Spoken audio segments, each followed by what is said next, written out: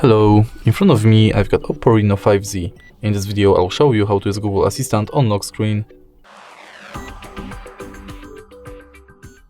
In the beginning, let's enter Google app.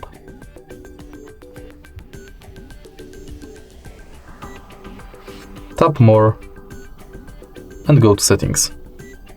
Enter Google Assistant. Go to Voice Match. And now simply enable Hey Google. Tap Next, Agree, and Continue.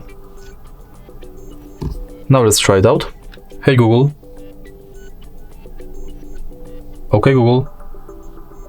Sometimes you'll have to retrain the voice model. OK Google. OK Google. Hey Google. Hey Google. Tap Finish and let's try it out again. Hey Google. Now that you are sure it's working, let's go back and go to lock screen. Make sure that this function is enabled. And now you can lock the screen and simply say, Hey Google, what's the weather like tomorrow? It'll be rainy, with a high of 61 and a low of 55. And that's it. If you find this video helpful, please leave a like, comment and subscribe.